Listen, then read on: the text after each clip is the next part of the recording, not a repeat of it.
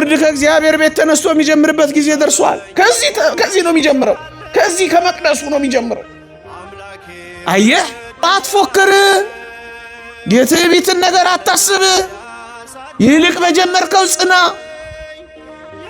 እየጾምክ ነው ጽና፣ እየጸለይክ ነው ጽና፣ እየታገልክ ነው ጽና፣ እያስቀደስክ ነው ጽና፣ እየቆረብክ ነው ጽና፣ እየተማርክ ነው ጽና፣ እየተመላለስክ ነው ጽና። በውጊያ ውስጥ ፉከራ አለ የለም። አንድ የሚዋጋ ድል ለመንሳት ይወጣ በጥንቃቄ አይደለም የሚዋጋው። ለምን? መሞት መውደቅ አላ፣ መሳት አላ፣ መጣል አላ። አትፎክር፣ ዝም በል። በስመ አብ ወወልድ ወመንፈስ ቅዱስ አሃዱ አምላክ አሜን። መምህራነ ወንጌል፣ አበው ካህናት፣ የተወደዳችሁ ምእመናንና ምእመናት በልዑል እግዚአብሔር ስም እንደምን ሰነበታችሁ? እንደምን አላችሁ?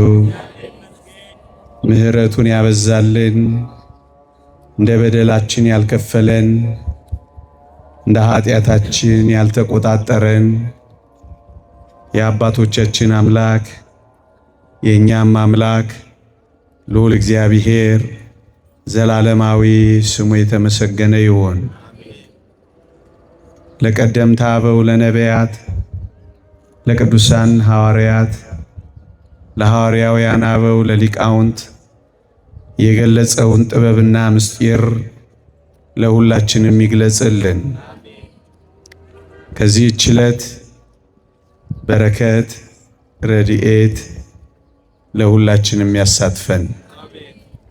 እንደ እግዚአብሔር ቅዱስ ፈቃድ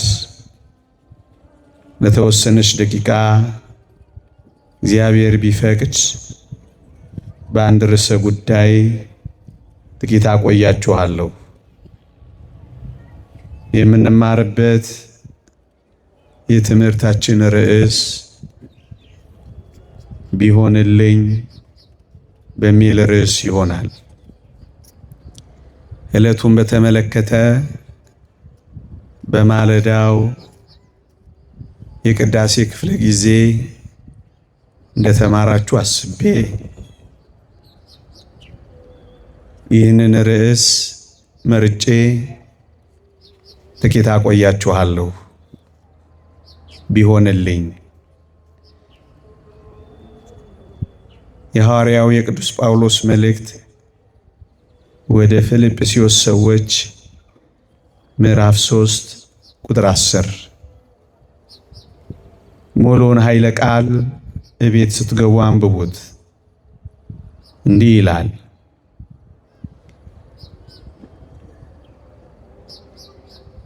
አውቀው ዘንድ በእምነት በመከራው እንድካፈል በሞቱም እንድመስለው ወደ ሙታን ትንሣኤ ልደርስ ቢሆንልኝ ይላል ሐዋርያው ቅዱስ ጳውሎስ። ልድገመው። አውቀው ዘንድ በእምነት በመከራው እንድካፈል በሞቱም እንድመስለው ወደ ሙታን ትንሣኤም ልደርስ ቢሆንልኝ ይላል ቅዱስ ጳውሎስ። በዚህ መልእክቱ እምነትን ያስቀድማል። አውቀው ዘንድ በእምነት ይላል። የሃይማኖት መነሻ የሃይማኖት መጀመሪያ እምነት ነውና እሱን ያስቀድማል። አውቀው ዘንድ በእምነት የሚለው ይሄንን ነው። በዚህ ብቻ ያቆም ቅዱስ ጳውሎስ ይቀጥልና በመከራው እንድካፈል በሞቱም እንድመስለው ይላል። ይሄ ደግሞ ምንን ያመለክታል? መከራዎች፣ ተጋድሎዎች ናቸው። በሞቱም ክርስቶስን መምሰል፣ ይህ ደግሞ ከፍ ያለ ተጋድሎ ነው።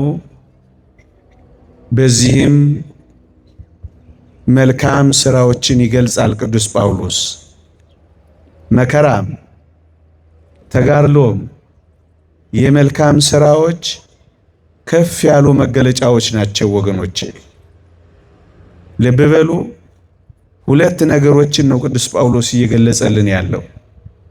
አንደኛው አውቀው ዘንድ በእምነት ብሎ እምነትን ያነሳል። ሁለተኛው በመከራው እካፈላለሁ በሞቱም እመስለዋለሁ ብሎ የተጋድሎ ሕይወትን ይጠቅሳል። ይሄ የተጋድሎ ሕይወት ደግሞ መልካም ሥራዎች ናቸው። ቅዱስ ዮሐንስ አፈወርቅ ይህንን የፊልጵስዩስን መልእክት በተረጎመበት መልእክቱ እንዲህ ይላል። እዩ፣ ቅዱስ ጳውሎስ በመልካም ሥራዎችም ጭምር እንጂ በእምነት ብቻ እንዳልሆነ ያስተምረናል ይላል። ምክንያቱም አውቀው ዘንድ በእምነት ብቻ አይደለም ብሎ ያቆመው፣ በመከራውም ስለመካፈል በሞቱም ስለመምሰል። እነዚህ ተጋድሎች ደግሞ የመልካም ሥራዎች መገለጫዎች ናቸው። ተጋድሎች መልካም ሥራዎች ናቸው። ለዚህ ነው ቅዱስ ጳውሎስ ሁለቱንም የሚያነሳው፣ እምነትንም ተጋድሎንም፣ እምነትንም መልካም ሥራንም የሚያነሳው ለዚህ ነው ቅዱስ ዮሐንስ አፈወርቅም በመልካም ሥራዎች ጭምር እንጂ በእምነት ብቻ እንዳልሆነ አስተውል ይላል። ለዚህ ነው ኦርቶዶክሳዊት ቤተ ክርስቲያን በእምነት ብቻ እንድላለን የማትለው፣ እምነት ብቻ ብላ የማትናገረው ለዚህ ነው። የተወደዳችሁ ኦርቶዶክሳውያን፣ በመከራው ከተካፈልን ክርስቶስን በሞቱ ከመሰልነው በሌላውማ እንደምን ልንመስለው ይገባ ይሆን? አሁን ቅዱስ ጳውሎስ ሁለት ነገሮችን ነገረን። በእምነት ከዚያስ በመልካም ሥራዎች። ልብ በሉ፣ ቅዱስ ጳውሎስ እነዚህን ሁለቱን ከጠቀሰ በኋላ ወደ ሙታን ትንሣኤም ልደርስ ቢሆንልኝ ብሎ ደግሞ ይመኛል። አምኛለሁ፣ በመልካም ተጋድሎችና ሥራዎች በሞቱ ልመስለውም እመኛለሁ። እነዚህን ሁሉ ነገሮች ካደረግኩ በኋላም ቢሆን ወደ ሙታን ትንሣኤ ልደርስ ቢሆንልኝ ይላል። ይህንን ታላቁ ሊቅ ዮሐንስ አፈወርቅ እንዲህ ብሎ ይተረጉመዋል። ቅዱስ ጳውሎስ በትንሣኤው አምኛለሁ ብሏል፣ በመከራው እካፈላለሁ ብሏል፣ በሞቱም እመስለዋለሁ ብሏል። ይህንን ሁሉ ካደረገ በኋላ እንኳን ይላል ቢሆንልኝ የሚለው በራሱ በፍጹም መተማመን ስላልቻለ እኮ ነው ይላል። በአምድ በተጋድሎችና በመልካም ሥራዎች የጸናው እንኳን ብሆን ይላል በሙታን ትንሣኤ አማካኝነት ወደ እግዚአብሔር መንግሥት ምን አለ በገባው በሆነልኝማ ይላል። ለምንድን ነው በሆነልኝ የሚለው ቅዱስ ጳውሎስ? ይህንን ሁሉ ካደረገ በኋላ እንኳን በራሱ ፍጹም መተማመን ስላልቻለ፣ እርግጠኛ መሆን ስላልቻለ በሆነልኝማ ሲል ተመልከቱት ይለናል። የተወደዳችሁ ክርስቲያኖች፣ ይህ ሐዋርያ ታውቃላችሁ እስከ ሦስተኛው ሰማይ የተነጠቀ ሐዋርያ ነው። ይህ ሐዋርያ ቃል ለቃል ኢየሱስ ክርስቶስን ያናገረ ሐዋርያ ነው። ይሄ ሐዋርያ ከልዋሪቆን እስከ ደማስቆ የእግሩ ሸሆና እስኪነቀል ድረስ የተንከራተተ ሐዋርያ ነው።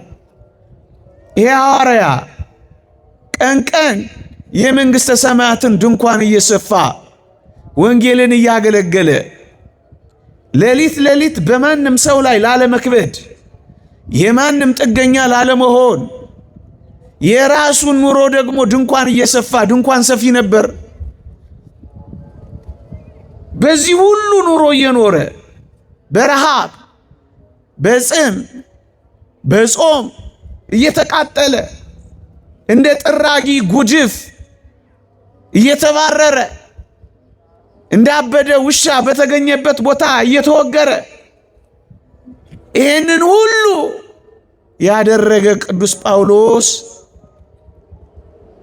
ምዕመናን ቢሆንልኝ ሲል ስሙትማ ነው የሚለው ዮሐንስ አፈወርቅ። ይሄ ምንን ያመለክታል? እዚህ የደረሰው ሐዋርያ እንኳን ሳይቀር ስለ መዳኑ ወይም በእርግጠኝነት መንግሥተ ሰማያት ስለመግባቱ ወይም በእርግጠኝነት ሩጫውን በድል ስለማጠናቀቁ አስረግጦ መናገር ካልደፈረ ይላል ዮሐንስ አፈወርቅ። እኛማ ይሄ ሐዋርያ ከኖረው ጥቂቱን መኖር ያልቻልንማ እንዴት አድርገን ደፍረን መናገር እንችላለን? እንዴት አድርገን ደፍረን እርግጠኞች መሆን እንችላለን? ይላል። ይልቅስ ከቅዱስ ጳውሎስ ጋር ቢሆንልን ብለን እንመኛለን እንጂ ይላል። የተወደዳችሁ ኦርቶዶክሳውያን በማመን ጀምረን በተጋድሎ እንኳን ብንኖር ቸርነቱን ተስፋ እያደረግን ቢሆንልን እያልን ነው ምንጮኸው እኛ ኦርቶዶክሳውያን ወገኖች።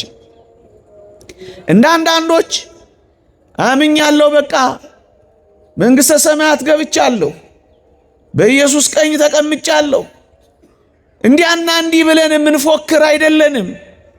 ይልቅስ በትንሣኤው እናምናለን፣ በመከራው እንካፈላለን፣ በሞቱም እንመስለዋለን፣ ወደ ሙታንም ትንሣኤ ልንደርስ በሆነልን እያል እግዚአብሔርን ተስፋ እናደርጋለን። ኦርቶዶክሳውያን እዚህ ጋር አንድ ነገር እንነጋገር። እግዚአብሔርን ስለ ማዳኑ ሥራው ጠርጥረነው አይደለም ይህን ስንናገር። እግዚአብሔር እኛን ስለ ማዳኑ የታመነ ነው። እግዚአብሔር ለእኛ የመዳን ተስፋ ስለ መስጠቱ እውነት ነው። እግዚአብሔርን እናምነዋለን፣ ራሳችንን ግን አናምነውም። እግዚአብሔር እንተማመንበታለን፣ ራሳችንን ግን እንጠረጥረዋለን። ምክንያቱም አምነን መካዳለና ቆሞ መውደቅ አለ፣ ገብቶ መውጣት አለ፣ ጀምሮ አለመጨረስ አለ፣ ንጹሕ ሆኖ መርከስ አለ።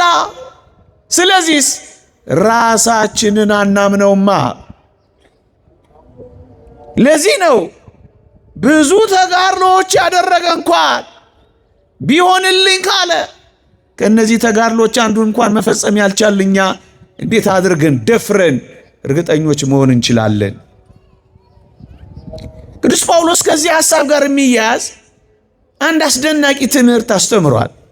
የተወደዳችሁ ክርስቲያኖች እሱን ትምህርት ባነሳላችሁ እንዴት ውብ መሰላችሁ! እንዲህ ይላል ቅዱስ ጳውሎስ፣ በሞቴ ስሙኝ። ምን ይላል?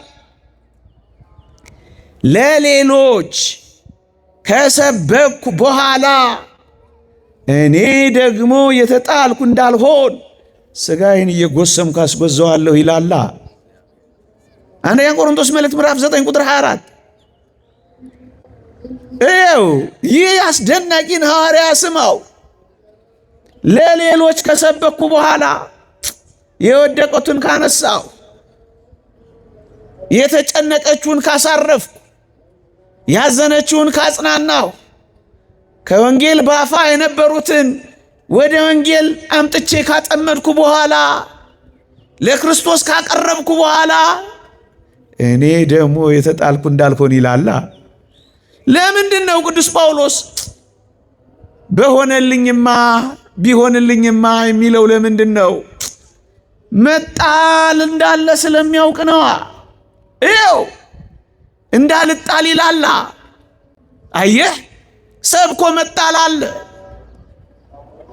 ቀድሶ አለመቀደስ አለ፣ አወድሶ መርከስ አለ፣ ቆሞ መውደቅ አለ፣ መጥቶ መቅረት አለ፣ ጀምሮ መፎረሽ አለ።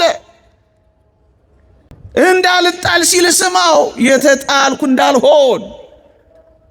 ይሄ ሐዋርያ እንደዚህ ብሎ ከሰጋ ወዳጄ፣ እኔ እናንተ ፉከራችን የት ልናረገው ነው? ድኛለሁ፣ እርግጠኛ ነኝ። እንዴት ነው ላንል የምንችለው? የተጣልኩ እንዳልሆን እያለ ጻድቁ ተክለ ሃይማኖትም እኮ እንዲህ ነው ያሉት። ዓለሙን አበራሁ፣ እኔ ግን ለራሴ ጠፋሁ። ወዮ ብሎ ደረቱን የደቃው ለምን ይመስልሃል? አየህ፣ እንዳይጣል ነዋ። ይሄንን ነው። ለምንድን ነው ወደ ሙታንም ትንሣኤ ልደርስ ቢሆንልኝ? መጣል ስላለ ነዋ፣ መተው ስላለ ነዋ፣ አለመጨረስ ስላለ ነዋ። እንዴ 42 ኪሎ ሜትር መሮጥ የጀመረ ሰው ገመዱን ካልበጠሰ በቀር እርግጠኛ መሆን ይችላል? አይችልም። በሽቅድምድም ስፍራ እንደሚሮጡት እናንተም እንዲሁ ታገኙ ዘንድ ሩጡ። ካልጨረስ አቋርጠ ከወጣ እንዴት አክሊል ታገኛለ? እሱ ስላለ እኮ ነው። ፊሽካ የተነፋለት እኮ አታሸንፍም። ተኩስ የተተኮሰለት እኮ አትጨርስም። ገመዱን ስትበጥሰው፣ አክሊሉን ስትጎናጸፈው፣ እስከዛ ድረስ ግን እንዳትጣል ቢሆንልኝ ትላለ። እሱ ነው የሚለው ቅዱስ ጳውሎስ። እንዳልጣል ግን ምን አረጋለሁ? እጎስመዋለሁ። ስጋዬን እየጎሰምኩ አስገዛዋለሁ። መረን አልሰጠው። በጾም አስገዛዋለሁ፣ በጸሎት አስገዛዋለሁ፣ በትህርምት አስገዛዋለሁ፣ በጸጥታ አስገዛዋለሁ፣ በመቆጠብ አስገዛዋለሁ፣ በልክ በመኖር አስገዛዋለሁ። ለምን? እንዳልጣል ነዋ። መጣል ግን ምንድን ነው ወዳጆቼ? እቺም ጥቂት ነገር ታነጋግራለች ምእመናን። መጣል ምንድን ነው? መጣል አለ። አዎ አምኖ ያየው የአማኙ እኮ ነው ጳውሎስ። አማኝ ብቻ አይደለም፣ በተጋድሎ የኖረ ነው ጳውሎስ። እንዳልጣል ብሎ ለምን ሰጋ? መጣልስ ምንድን ነው? እንዲህ ይላል ራሱ ሐዋርያ። መጣል ምንድን ነው? ሐዋርያው እንዲህ ይላል ዕብራውያን ምዕራፍ 6 ከቁጥር 6 እስከ 9 እንዲህ ይላል ሐዋርያው። ዝናብ የሚወርድባት መሬት ፍሬ ካላፈራች ይልቁንም እሾህና ኩርንችት ካወጣች ይላል የተጣለች ናት ይላል። ለምንድን ነው ቢሆንልኝ የሚለው? ይህን ሁሉ ጸጋ ካገኘው በኋላ ፍሬ ሳላፈራ ቀርቼ የተጣልኩ እንዳልሆን ነዋ። ወንጌል ተሰብከህ የተጣልክ እንዳትሆን ፍሬ ያስፈልጋል። ይሄ ሁሉ የወንጌል ዝናብ ነጠብጣብ ወርዶብህ የጽድቅ ፍሬ ከሌለ እሾህና ኩርንችት ብታወጣ፣ እንደተማርከው ባትኖር፣ እንደተነገረ ባትመላለስ ትጣላለህ። ለዚህ ነው ከጳውሎስ ጋር አብረህ ወደ ሙታንም ትንሣኤ ብደርስ ቢሆንልኝ የምትለው፣ በሆነልኝ ቢሆንልኝ የምትለው። ልብ በሉ፣ እሾህና ኩርንችት ብታወጣ የተጣለች ናት። ተጥላ ምን ትሆናለች? ለመረገምም ትቀርባለች ይላል። ትረገማለች። መጨረሻውን መቃጠል ነው ይልልሃል። መጨረሻውም አንዳንዶች እሺ እንጣል፣ ከዚያ እንቃጠል፣ እንደገና ግን በአዲስ መልክ እንሰራለን ይላል። መጨረሻዋም ነው የሚለው ወዳጅ። አግሪካልቸር እንደዛ ሊሆን ይችላል። ይሄ ግን መጨረሻዋ መቃጠል ነው፣ ወደ እሳትም መጣል ነው፣ መረገም ነው። ለምንድን ነው ቅዱስ ጳውሎስ ቢሆንልኝ የሚለው? እንዳይረገም ነዋ፣ በርትቶ እንዳይደክም ነዋ፣ ከጸጋው እንዳይጎድል ነዋ፣ ገብቶ እንዳይወጣ ነዋ፣ አምኖ እንዳይክድ ነዋ፣ ሳይጎስም ቀርቶ በእውነት እንዳይጣል ነዋ። ይሄ ስጋት ስላለ እኮ ነው። በትንሣኤው አምናለሁ፣ በመከራው እካፈላለሁ፣ በሞቱም እመስለዋለሁ፣ አውቀው ዘንድ በእምነት ቀርባለሁ፣ ወደ ሙታንም ትንሣኤ ልደርስ ቢሆንልኝ የሚለው ለምን? መጣል ስላለ ነው ወዳጅ፣ መጣል ስላለ ነው። መጣል ስላለ ነው። መጣል ስላለ ነው። የተወደዳችሁ ክርስቲያኖች፣ ሊቁ ዮሐንስ አፈወርቅ የፊልጵስዩስን መልእክት በተረጎመበት ድርሳኑ አንድ በጎ ምሳሌ ያመጣል። ምን ይላል? አንድ መሐንዲስ ትልቅ ህንፃ፣ ትልቅ ፎቅ ቢገነባ ይላል እና ጫፉ ላይ ቢቆም ይላል ስለገነባው ብቻ ከጥንቃቄ ውጭ አይሆንም ይላል።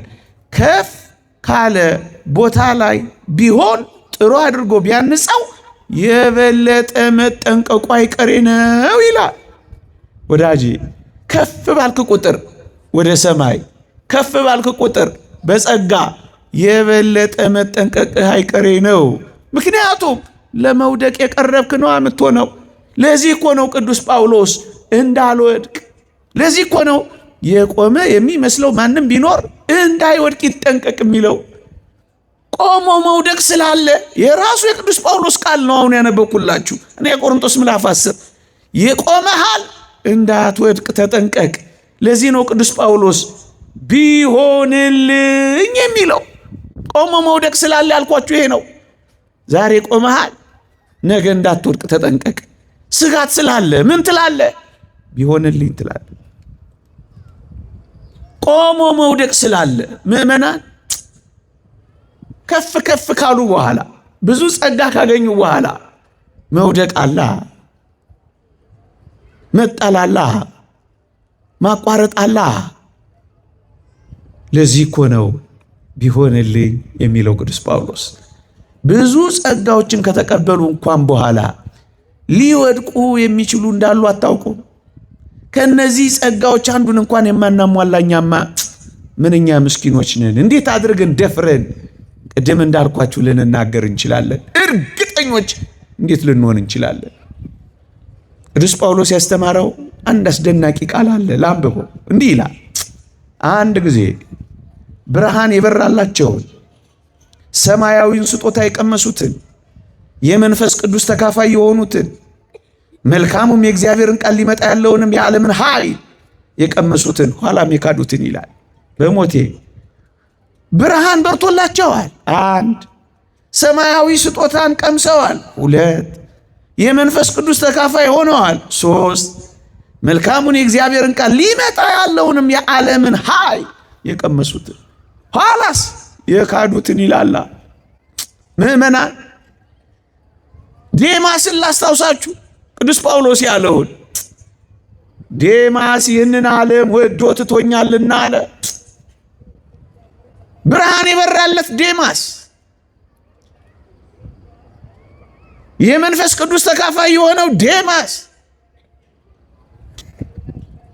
ሊመጣ ያለውን የዓለም ኃይል የቀመሰውን ዴማስ፣ ሰማያዊ ስጦታ የተቀበለው ዴማስ ይህን ዓለም ወዶ ትቶኛልና። አየህ፣ ብዙ ጸጋ እንኳን ቢኖርህ ወደ ኋላ ልትል ስለምትችል ቢሆንልኝ ነው የሚባለው። ቢሆንልኝ እኮ ነው የሚባለው። ለዚህ ነው ቅዱስ ጳውሎስ ቢሆንልኝ እያለ የሚጮኸው። ምዕመናን በአዲስ ኪዳን ብዙ ጸጋ ተሰጥቶናል። እሰየዋው፣ በጸጋ ላይ ጸጋ ተሰጥቶናል። ብዙ ጸጋ የተሰጠን ግን መረን እንድንወጣበት አይደለም። አንዳንዶች እንደሚሉት አማኝ በየትኛውም ድካም እንኳን ቢገኝ አይኮነንም ይልልሃል የፌዘኛ ዓለም። ኃጢአት ብትሰራ እንኳን አይኮነንም ባይመቶልሃል። ለዛ ነው እነዚህን ጮክ ብለን የምንናገረው። ይሄው ከአማኝ በላይ የጸጋ ግምጃ ቤት የሆኑት እንኳን ሳይቀር ሊክዱ ይችላሉ። እነሱን ለንስሐ ማደስ የማይቻል ይላል። ማምጣት አይቻል። አማኝ በየትኛውም ድካም እንኳን ቢገኝ አይኮነንም። በእግዚአብሔር ቃል ላይ ማፌዝ አይበቃም። በእግዚአብሔር የማዳን ሥራ ላይ መቀለድ አይበቃም። እነዚህን የሚያደርጉት ወደ እግዚአብሔር መንግሥት አይገቡም ያለው እኮ ለአማኞች ነው። አይኮነኑ። አንድ የዳነ ለዘላለም የዳነ ነው። ይሄው የእግዚአብሔር ቃል። ምን እናርገው? ይሄን የእግዚአብሔር ቃል ቅድምም አሁንም ያነበብኩላችሁ። ለዚህ ነው እኛ ኦርቶዶክሳውያን ቢሆንልን እያለ ምንጮህ የምንመኘው። በትንሣኤው እናምናለን፣ በመከራው እንካፈላለን፣ በሞቱ እንመስለዋለን፣ ወደ ሙታንም ትንሣኤ ልንደርስ እንመኛ። ቢሆንልን እንደሱ ነው የምንለው። ቸርነቱ ነው ተስፋ የምናደርገው። ተጋድሎን ሲመካ ያያችሁት እዚህ ኦርቶዶክስ ቤተክርስቲያን አለ። ቸርነትህን ነው እንጂ የሚለው ቸርነቱን ተማምነን ተስፋ አድርገን እኮ ነው የምንኖረው። እንደዚህ ካሉ ጸጋዎች በኋላ ከደረሰ በኋላ እንኳን የተወደዳችሁ ክርስቲያኖች ከመልካም ሥራ የሚያርቅ ይመስላችኋል ጸጋ? አንዳንዶች ጸጋ እንዲሁ ያለ መልካም ሥራ የሚሰጥ ይመስላችኋል? ውሸት ውሸት ውሸት። ዝርዝር ጉዳይ አለው። እናንተን ወደ ሌላ አቅጣጫ ወደ ሌላ ርዕስ ላለማሸጋገር እተወዋለሁ እንጂ ጸጋ የተሰጠን በመልካም ሥራ እንድንጸና ነው። ለዚህ ነው በጸጋ ድናችኋል ካለ በኋላ መልካሙን ሥራ ለማድረግ በኢየሱስ ክርስቶስ ተፈጥራችኋል የሚለን። ጸጋ ከመልካም ሥራ የሚያርቅ አይደለም፣ ወደ መልካም ሥራ የሚያቀርብ ነው። ለዚህ ነው ቅዱስ ዮሐንስ አፈወርቅ ጸጋ በጀርባችን ተንጋለን እንድንተኛ አይደለም የሚያደርገን ያለው። ታዲያ እንዴት ነው በየትኛውም ድካም ውስጥ ቢገኝ አማኝ ይድናል እንደዚህ ይባላል? ታዲያ በእግዚአብሔር ቃል ላይ ማፌዝ፣ እግዚአብሔር ባደረገው የማዳን ሥራ መቀለድ የያዘ ይሄ ትውልድ አሳዝናችሁ። እኛ እንደሱ አይደለንም። እናምናለን፣ የአቅማችንን እንጋደላለን። ከዛስ ቢሆንልን ብለን ቸርነቱን ደጅ እንጠናለን። በቃ ምእመናን ያመነ በቃ መዳኑን እርግጠኛ ነው። እሱ ነው አሁን ጥያቄያችን። ለዚህ ነው ቅዱስ ጳውሎስ በፍጹም በራሱ መተማመን ስላልቻለ ነው ምን ያለው ቢሆንልኝ ያለው ብሎ ቅዱስ ዮሐንስ አፈወርቅ የተረጎመው። እስኪ አንድ ቃል ላይ ጥቂት ደቂቃ ተኩሬ ነገሩን ጥቂት ለማብራራት ልሞክር። ያመነ በቃ ድኗል። አንድ ያመነ በቃ ለዘላለም ድኗል። እንደዛ ነው የሚለው እግዚአብሔር ቃል አይደለም። እና ምንድን ነው የሚለው? አንድ እግዚአብሔር ቃል አንብብላችሁ። ሮሜ መልእክት ምዕራፍ 11 ቁጥር 20 እንዲህ ይላል። መጀመሪያ ግን ታሪኩን ልተርክ። የሮሜን መልእክት የመጻፏን መልእክት የመልእክቱን ጽሕፈት ምክንያተ ጽሕፈት ይሏታል ሊቃውንት። እሷን መጀመሪያ ላብራራ። ሮሜ መልእክት ምዕራፍ 11 ቁጥር 20 ነው ቀጥዬ የማነበው። አሁን የተነጋገርኳቸውን ነገሮች የበለጠ እያጎለበተልኝ ነው የሚሄደው። እዩ በሮም አይሁድ አሕዛብ አንድ ላይ ይኖሩ ነበር። አይሁዳውያን አሕዛባውያን ወይም ከአሕዛብ የመጡት በጌታችን በመድኃኒታችን በኢየሱስ ክርስቶስ የማዳን ሥራ አምነው ለጽድቅ ተጠርተዋልና ቅዱስ ጳውሎስ መምህር አሕዛብ ነውና እነሱን ወደ አዲሲቱ ወንጌል፣ ወደ አዲሲቱ ሃይማኖት፣ ወደ አዲሲቱ ክርስትና በእምነት ያስገባ ጀመረ። አይሁድ ደግሞ ተቆጡ። ምን አሉ? ካልተገረዙ አይድኑም። በኦሪት የነበረውን መንካት መቅመስ የሚባለውን ካልፈጸሙ አይጸድቁም። የኦሪት ሕጓ የድህነት መግለጫዋ ግዝረት ነውና ካልተገረዙ በፍጹም አይድኑም ብለው ሞገቱ። ለዚህ ነው ቅዱስ ጳውሎስ አይሁድም አሕዛብን የሚመኩበት አንዳች ነገር የላቸውምና ሁሉ ኃጢአትን ሰርተዋል የእግዚአብሔርም ክብር ጎድሏቸዋል ብሎ ወቀሳቸው። ሁለታችሁ እዩ። አይሁድ አሕዛብን እናንተ እግዚአብሔርን ማታውቁ፣ ካህን የሌላችሁ፣ መስዋዕት የሌላችሁ፣ ታቦት የሌላችሁ፣ ፈፋ ለፈፋ ወንዝ ለወንዝ ጣዖት ስታመልኩ ስትደፉ የነበራችሁ እያሉ አሕዛብን ቀጠቀጧቸው። አሕዛብ ደግሞ ምን አሉ? እናንተ እግዚአብሔር ባህር ቢከፍልላችሁ የብስ አድርጎ ቢያሻግራችሁ በእግሮቻችሁ ሄዳችሁ ጣዖት አመለካችሁ እንጂ መች እግዚአብሔርን አመናችሁ እያሉ አይሁድን ደግሞ እነዛ ይወቅጡ ጀመረ። በመካከላቸው ጸብ ሆነ። ሁለቱንም ለማሳፈር የጻፋት መጽሐፍ ሮሜ መልእክት ናት። ምዕመናን ሁለቱንም ሲወቅስ ነው። ቅድም ያልኳችሁን ቃል ሮሜ ምዕራፍ 3 ላይ ሁሉ ኃጢአትን ሰርተዋልና የእግዚአብሔርም ክብር ጎድሏቸዋል። ማንና ማን?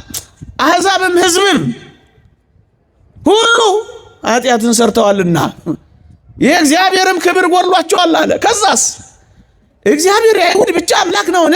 የአሕዛብስ ደግሞ አምላክ አይደለምን? አለና ምዕራፍ 4 ላይ እግዚአብሔር የአሕዛብም አምላክ እንደሆነ ገለጸላቸው። እንደውም ነገሩን በደንብ አድርጎ ፍርጥ ሲያደርገው መገረዝም አለመገረዝም አይጠቅምም አላቸው። አየህ፣ ጉዳዩ የመገረዝ ጉዳይ ነው። ካልተገረዙ አይድኑም ባይነበሩ።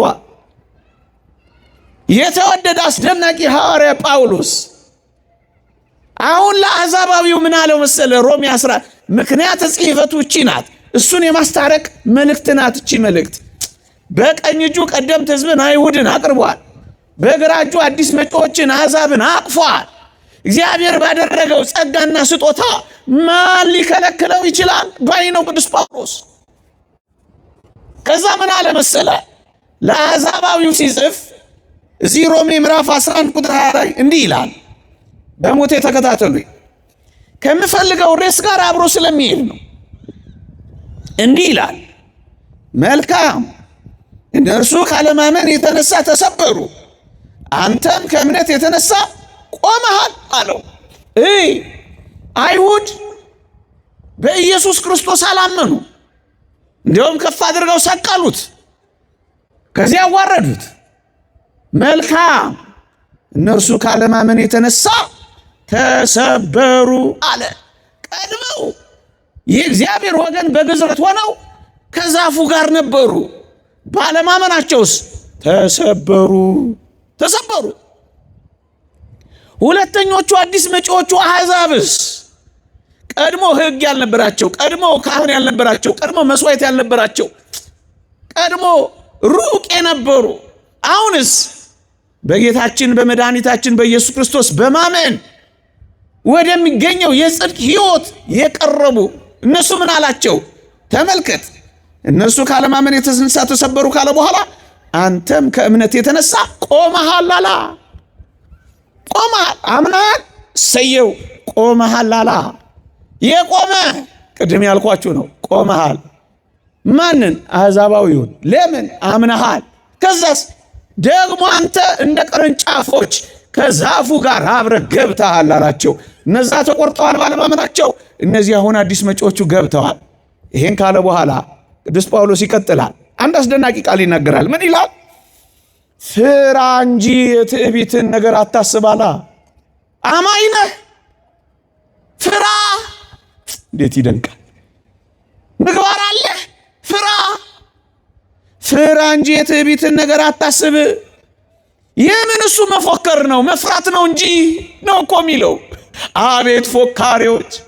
ኢየሱስ ይወደናል፣ ወደ ሰማይ ያወጣናል፣ ድነናል፣ ጸድቀናል፣ በቀኙ ቆመናል። እናንተ አልዳናችሁም ባዮች! አቤት ፉከራ! ምን ይላል? ፍራ። ወዳጄ መፍራት ለምን አለ?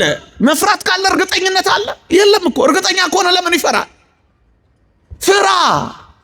አምናሃል፣ ፍራ። ቆመሃል፣ ፍራ። በምግባር ቀንተሃል፣ ፍራ። ፍራ እንጂ የትዕቢትን ነገር አታስብ። የምን እሱ ትዕቢተኝነት ነው? ቢሆንልኝ ብሎ በትህትና መኖር ነው። አድርገህ እንዳላደረግ፣ እየቻልክ እንዳልቻልክ፣ እየኖርክ እንዳልኖርክ፣ እየተመላለስክ እንዳልተመላለሰ በትህትና ቢሆንልኝ ፍራ። ፍራ እንጂ የትዕቢትን ነገር አታስብ ካለ በኋላ አንድ አስደናቂ ቃል ደግሞ ይቀጥላል። ምን ይላል መሰላችሁ? በቸርነቱ ግን ጸንተህ ብትኖር የእግዚአብሔር ቸርነት በአንተ ላይ ነው፣ ያለዚያ ግን አንተ ደግሞ ትቆረጣለህ አለ። ማን? በእምነት የተነሳው የቆመው። ካልፈራ፣ ፈርተህስ በቸርነቱ ጸንተህ ካልኖርክ ምን ትሆናለህ? አንተ ደግሞ ትቆረጣለህ። እንዳትቆረጥ ምን አድርግ? ጽና፣ ፍራ። ለምን ይጸናል ወዳጅ? በጽናት ነው የሚጠናቀቀው። ባመነበት ቅጽበት አይደለም እርግጠኛ የሚሆነው። ጸንቶ ሲያጠናቅቅ ነው ድል የሚነሳው ወዳጅ። ቅዱስ ዮሐንስ ራእይ ላይ የተጻፈውን ቃል እናስታውሰው። ድል ለነሳ ድል ለነሳ ድል ለነሳ የሚለው ቃል ምን ይመስልሃል? ያሸነፈ ነው የሚያገኝ፣ የጨረሰ ነው የሚቀበለው። ይሄ ደግሞ የሚሆነው በጽናት ነው። ስለዚህ ፉከራ፣ በውጊያ ውስጥ ፉከራ አለ የለም? አንድ የሚዋጋ ድል ለመንሳት ይወጣ በጥንቃቄ አይደለም የሚዋጋው። ለምን? መሞት መውደቅ አላ፣ መሳት አላ፣ መጣል አላ። ስለዚህ አንተ ደግሞ ትቆረጣለህ። አየኸው አየኸው፣ አማኝ ነህ ልትቆረጥ ትችላለህ። ለምን? ካልጸና ምን ትሆናለህ? ትቆረጣለህ። መቆረጥ ስላለ ነው ምን የሚለው? በትንሣኤው አምናለሁ፣ በመከራው እካፈላለሁ፣ በሞቱም እመስለዋለሁ። ይሄን ሁሉ ካደረግኩ በኋላ ግን እንዳልቆረጥ ስለምፈራ ቢሆንልኝ እላለሁ። ወደ ሙታን ትንሣኤ ልደርስ ቢሆንልኝ እላለሁ። ለዚህ ነው ኦርቶዶክሳዊት ቤተክርስቲያን ፉከራ የማትሰሙባት፣ ትህትና ብቻ የምታደምጡባት። እንዴ አታስታውሱ? አባ መቃርዮስን አጋንንት መጥተው ምን አሉት ይላል? መቃሪ ሆይ ተጋድሎ ብርታቱን አዩና አጋንንት መጥተው መቃሪ ሆይ ድነሃል፣ ጸድቀሃል፣ በቅተሃል አሉት ይላል። አባ መቃርዮስ አጋንንትን ስለሚያውቃቸው እንዲህ ብሎ መለሰላቸው፣ ገና ነኝ አላቸው። ገና ነኝ፣ ገና ነኝ፣ ገና ነኝ፣ ገና ነኝ። ገና ነው፣ አልጨረሰማ ውድድሩ። የመላእክትን ዝማሬ ገና አልሰማማ። ገና ነዋ፣ ገና ነኝ አላቸው። ወዳጄ እንደሱ ነው እኮ የሚሉት አባቶቻችን። ገና ነኝ፣ ገና ነኝ፣ ገና ነኝ።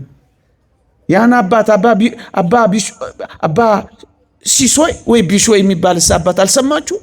80 ዓመት ሙሉ እያለቀሰ በተጋድሎን የኖረው ወገኖቼ፣ ሊሞት ሲል አልጋ ፍራሹ ላይ እዛ ሰሌኑ ላይ ተኝቶ ደቀ መዛሙርቱ ከበውት እንባውን ሲያፈሳዩት፣ መንታ መንታ እንባ፣ ያን የተሸበሸበ በተጋድሎ ፊቱ የገረጣውን እየደረመሰ እንባውን ሲያልፋዩት፣ ከዛ ቀስ እያለ ሊሞት እኮ ነው፣ ቀስ እያለ የሆነ ነገር ሲናገር ሰሙት።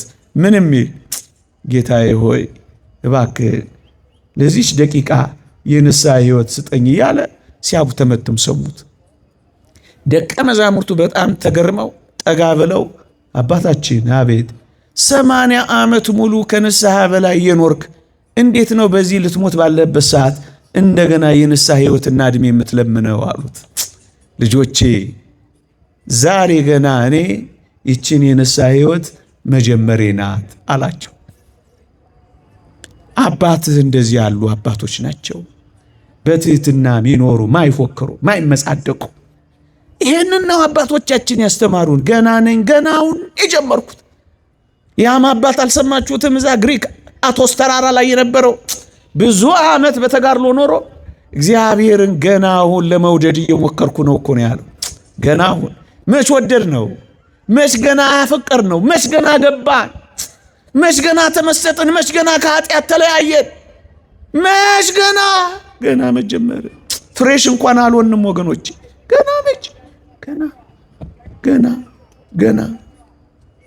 ገና። ለዚህ ነው አትፎክር፣ የትዕቢትን ነገር አታስብ፣ ይልቅ በጀመርከው ጽና። እየጾምክ ነው ጽና፣ እየጸለይክ ነው ጽና፣ እየታገልክ ነው ጽና፣ እያስቀደስክ ነው ጽና፣ እየቆረብክ ነው ጽና፣ እየተማርክ ነው ጽና፣ እየተመላለስክ ነው ጽና። አትፎክር፣ ዝም በል። ፉከራ የለም እኛ ቤት፣ ፉከራ የለም። ፍርሃት ካለ እርግጠኝነት እኮ የለም ወዳጄ። ለምን ይፈራል? አንድ ሰው በጣም እርግጠኛ ከሆነ ለምን ይፈራል? እሱን ተውት። እኛ በጣም በመዳናችን እርግጠኛ ከሆን እና ነገሩ እውነትም የተረጋገጠ ከሆነ ሰይጣን ምን በወጣው ስራ የሚፈታው እኛን የሚታገል በቃ ድነናላ፣ ጸንቀናላ። ምን ይዋጋናል? ምን ያስፈልጋል? ለምን ስለ ንስሐ ትማራላችሁ? ለምን ጉባኤ ይሰበሰባል? ለምን ይሄ ሁሉ ወጪ ይወጣል? ለምን አብቅቷላ ነገሩ? እነሱ እንደሚሉት ከሆነ ለምን ዲያብሎስ ይዋጋል? ለምን የዕቃ ጦር ሁሉ ልበሱ ተባል? ለምን የውጊያ ትጥቅ ተሰጠን? የውጊያ ትጥቅ የተሰጠን ፋሽን ሾው ልንሰራ እኮ አይደለም፣ ልንዋጋ ነው። እርግጠኛ ከሆን ለምን እንዋጋለን? አበቃ ከዳን ለምን እንታገላለን? ሰይጣንስ ለምን እድሉን እኛ ላይ ይሞክራል? ካገኘው ብሎ አይደለም የሚሞክረው የሚታገለው። ፍራ። ውጊያ ያለበት እኮ ነው የሚፈራው። ፍራ ፍራ፣ እስከምትሞት ድረስ ፍራ። ነፍስ ከስጋው እስክትለይ ድረስ ራስህን እንዳታምነው ፍራው። ብዙ መንፈሳዊነት ብትሆነው እንኳን ራስህን እንዳታምነው፣ ሰውነትህን እንዳታምነው። ሺህ ጊዜ ቆራቢ፣ ሺህ ጊዜ ጸሎተኛ፣ ሺህ ጊዜ ተጋዳይ ሁን፣ ዝም በል ፍራ። ዝም ብለህ ፍራ፣ ዝም ብለህ ፍራ።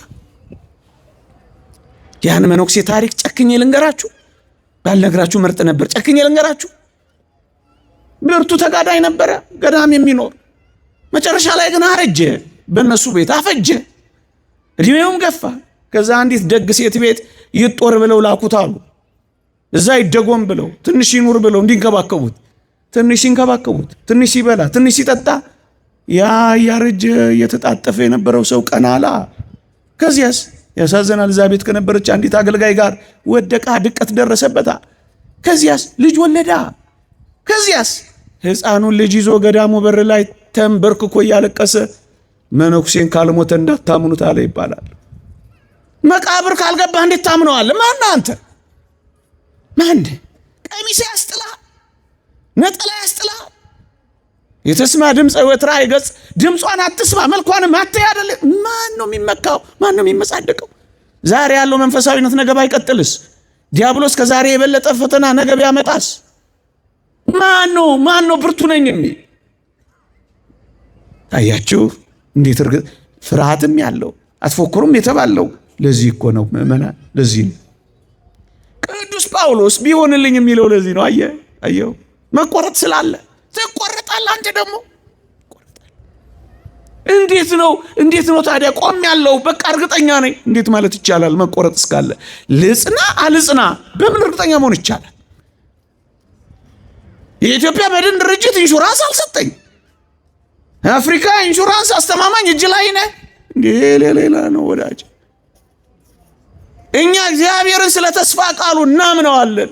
የእግዚአብሔርን ፈቃድ እየፈጸምን ግን የመዳናችንን ተስፋ ለማግኘት ግን መትጋት ይገባናል። እሱ ነው መጽሐፍ ቅዱስ የሚለን። እሱ ነው መጽሐፍ ቅዱስ የሚለን። እሱ ነው መጽሐፍ ቅዱስ የሚለን። ምእመናን የማጠቃለያ አንድ ሁለት ነገሮችን ብቻ ልጥቀስ። ምንም የማያወላዱ ኃይለ ቃላት እናምጣ። እዚህ ቲቶ ምዕራፍ 3 ቁጥር 14 ላይ እየሰማችሁኝ ነው? ጮኩባችሁ? ሞራል ይዞኝ ነው ኮስተር ካልኩ እሺ፣ እንጂ ላስፈራራችሁ ፈልጌ አይደለም። እሺ እሱን ልንገራችሁ። እንዲህ ይላል ቅዱስ ጳውሎስ፣ ከወገናችን ያሉት ደግሞ ፍሬ ቢሶች ሆነው እንዳይቀሩ በሞቴ ስሙኝ። ከወገናችን ያሉት ደግሞ ፍሬ ቢሶች ሆነው እንዳይቀሩ የግድ ስለሚያስፈልገው ነገር በመልካም ስራ እንዲጸኑ ይማሩ ይላል ቲቶ ምዕራፍ 3 ቁጥር 14። ከወገናችን ያሉት ደግሞ ፍሬ ቢሶች ሆነው እንዳይቀሩ የግድ ኦፕሽናል አይደለም፣ የግድ መልካም ስራ የግድ። ይኸውላችሁ እዚያ ውጭ ያሉት ወንድሞቻችን የሕግ ስራ የሚልና ክርስቲያናዊን መልካም ስራን ያምታታሉ።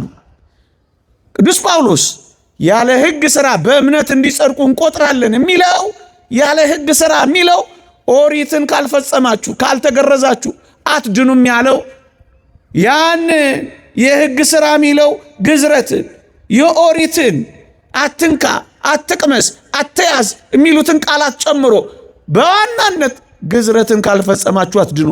አሁን ለመዳን ግዝረት አያስፈልግም ነው የሚላቸው። ያለ ሕግ ስራ በእምነት ይጸድቃሉ የሚለው እሱን ነው እንጂስ ክርስቲያናዊ መልካም ስራን አይደለም። እና ጅሬችን ቃል ይዙና ስራ አያስፈልግም።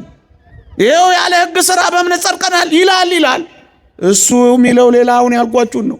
ለዚህ ነው ቅዱስ ጳውሎስ መገረዝም ቢሆን አለመገረዝ አይጠቅምም የሚለው። እንደውም ገላትያ ላይ ስታነቡ የልብ መገረዝ ብሎ ይገልጸዋል። ሌላ መገረዝ ያመጣል። ስለ መገረዝ በኦሪት ሕግ ስለ መጽደቅ አይቻልም። መገረዝ አሁን ለጽድቅ ምክንያት አይሆንም ነው የሚላቸው። ክርስቲያናዊ መልካም ስራስ በእግዚአብሔር ማዳን ጸጋ መሰረትነት ላይ የምንፈጽማት ክርስቲያናዊ በጎ ስራስ የግድ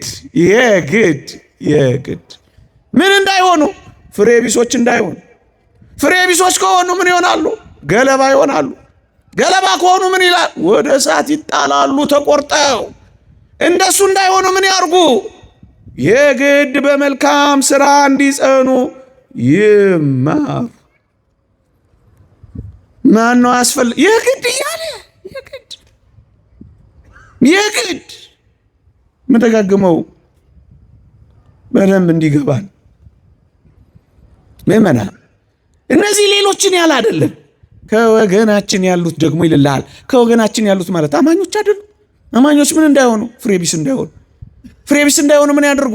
የግድ የሚያስፈልግ ነገር አለ። እሱ ምንድን ነው? መልካም ስራ ነው። መልካም ስራ አንድ ጊዜ ብቻ አይደለም። ይጽኑ፣ ሁል ጊዜ ይጽኑ፣ ዕለት ይጽኑ። ያለበለዚያስ በቸርነቱ ጸንተህ ካልኖርክ ትቆረጣለህ ነዋ። ፍሬቢስ ከሆነ ትቆረጣለህ። ታዲያ ይህንን ቃል ስለያዘ እኮ ነው ቅዱስ ጳውሎስ ቢሆንልኝ የሚለው። በመልካም ስራ መጽናት አለበት። እሱ መልካም ስራ ምንድን ነው? ቅድም ያልኳችሁ ተጋድሎች መልካም ስራዎች ናቸዋ። ለዚህ ነው በትንሣኤው እምናለሁ፣ በሞቱ እካፈላለሁ፣ በመከራው እካፈላለሁ፣ በሞቱ መስለዋለሁ፣ ወደ ሙታንም ትንሣኤ ልደርስ ቢሆንልኝ ብሎ የሚመኘው። ቢሆንልኝ ይህ ነገረ ድህነት ትምህርታችን ነው ምእመናን። አንድ የመጨረሻ ነጥብ ላንሳና፣ ነገሩ ብዙ ነው፣ ጓዙም ሰፊ ነው። ከረዥሙ ባጭሩ፣ ከሰፊው በጠባቡ ያልኩት ለዚህ ነው። ግን ምእመናን ምን እንደምናምን እንዴት እንደምንኖር ማወቅ ግን አለብን። ለዛ ነው የምናነሳው። ጨክነን እኛም መታጠቅ አለብን። የመጣ የሄደው ሁሉ ሊያሳፍረን አይገባም። መደንገጥ መሸበርም አይገባም። አፋቸውን አዘጓቸው እንዳለ ቅዱስ ጳውሎስ አንዳንዶችን አፋቸውን ልናዘጋቸው ይገባል።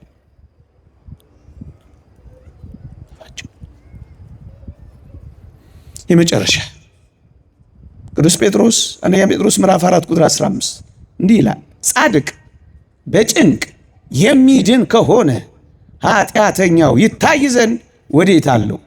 ፍርድ ከእግዚአብሔር ቤት ተነስቶ የሚጀምርበት ጊዜ ደርሷልና። አስቀድሞ በእኛ የሚጀምር ከሆነ ለእግዚአብሔር ወንጌል የማይታዘዙ መጨረሻቸው ምን ይሆን? ፍርድ ከእግዚአብሔር ቤት ተነስቶ የሚጀምርበት ጊዜ ደርሷል። ከዚህ ነው የሚጀምረው። ከዚህ ከመቅደሱ ነው የሚጀምረው። ከእኛ ነው የሚጀምረው። ከመድረኩ ነው የሚጀምረው። እሱም ደርሷል ይላል። ያሳዝናል። እሱም ደርሷል። ፍርድ ከአማኞች ነዋ። ከአማኞች፣ ከአገልጋዮች፣ ከእኛ አካባቢ ነው የሚጀምረው። እዚህ ውስጥ ካለን ነው የሚጀምረው። ፍርድ ከእግዚአብሔር ቤት ተነስቶ የሚጀምርበት ጊዜ ደርሷል። አስቀድሞ በእኛ የሚጀምር ከሆነ አየህ፣ ታዲያ እንዴት እርግጠኛ መሆን ይቻላል? አንዳንዶቻችን ለፍርድ የምንጠበቅ ከሆነ እንዴት አድርገህ እርግጠኛ መሆን ትችላለህ? እዚህ ቤት ውስጥ ኖረ። ለዚያ እኮ ነው እርግጠኛ እንዴት ልንሆን እንችላለን?